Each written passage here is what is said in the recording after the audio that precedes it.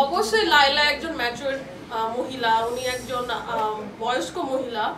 R I sorry because Mamun হচ্ছে অনেক ছোট একজন ছেলে, বা ওর থেকে বয়সে ছোট।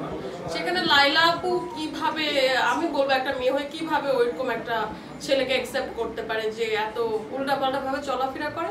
তার তো এমনই পরিস্থিতি হওয়ার কথা। তারপরে দেখছি লাইলা মামুনকে মেরে ভজকে দিয়েছে তার ফেসটা, আবার তারা এক হয়ে গেছে। তো এই সব টিকটকারদের থেকে আপনারা কি আশা করতে পারেন? এন্ড আপনারা সাংবাদিকরাই তাদেরকে হচ্ছে কি বলে সেলিব্রিটি বানাই দিয়ে ভাইরাল করে দিয়েছেন।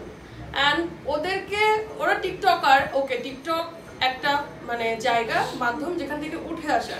তো সেখানে আমি আমার প্রতিভা দিয়ে উঠবো, সেখানে কেন আমি উল্টা পাল্টা ভাবে উঠবো? আরো অনেকেই উঠতেছে, ভালো ভালো টিকটকাররা আছে। টিকটক খারাপ না, সেলিব্রিটি হিসেবে ধরা যায়, কারণ সবাই তাদেরকে ফলো করে। তার মানে এই যে মারামারি, ধর্ষণ মামলা, এগুলা কি ভাই? আসলে মামুন যেটা করছে ধর্ষণই ধরে। বিকজ একটা মানুষের সাথে, একটা মেয়ের সাথে থাকছে, তাকে আশা দিয়েছে, হোক সে বয়স্ক মহিলা। আমি চিনি না মামুন লাইলাকে পার্সোনাল ভাবে চিনি না।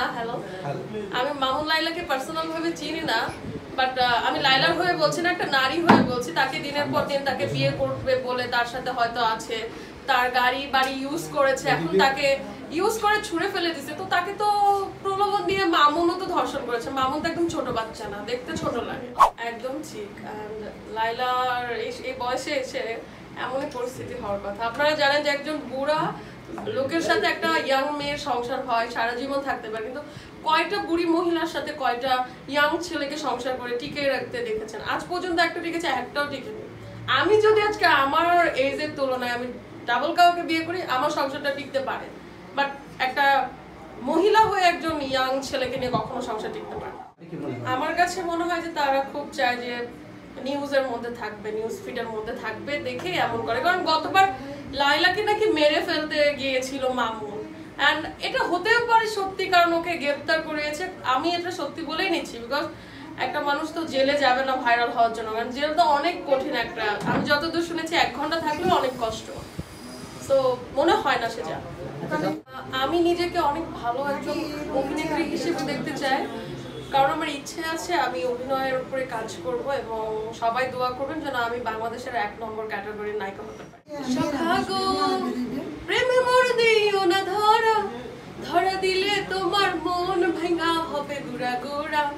তুমি কোন শহরের মাইয়া গো, লাগে উড়া ধুরা। তুমি কোন শহরের মাইয়া গো, লাগে উড়া ধুরা। আমি খুবই বাজে গাই, আই এম সরি। পরে মনে আপুর মতো একটু চঞ্চল বা একটু মিশুক টাইপ, বাট এই যে জড়াজড়ি হাত করাকরি, এটার দিক থেকে আমি জানি না কি করতাম, বিকজ আমি তো ওই সময় ছিলাম না। সবাই দোয়া করবে না আমি যেন ওই পর্যায়ে যেতে পারি। আসলে আমরা যারা কলিগ থাকি, আমারও তো কো-আর্টিস্ট আছে, অ্যান্ড আমরা তো হাগ একজন আরেকজনকে করে, এটা খুবই normal. Because Shakib Khan and Pori Moni আপু, তারা বাংলাদেশের 2জন সুপারস্টার, তো তারা হাগ করবে, মজা করবে, এটাই স্বাভাবিক। তারা তো আর গুমরা মুখে থাকবে না। তো আমি জানি না বাঙালিরা কেন এই সাধারণ বিষয়টাকে এত মানে গুজব করে ছড়ায়, বাজেভাবে দেখে। বর্তমান সময়ে আমি আমার মুভি নিয়ে বিজি আছি, আর মডেলিং, পাশাপাশি অ্যাক্টিং, বিজ্ঞাপন এবং বিভিন্ন টিভি চ্যানেলের কাজ নিয়ে আমি বিজি।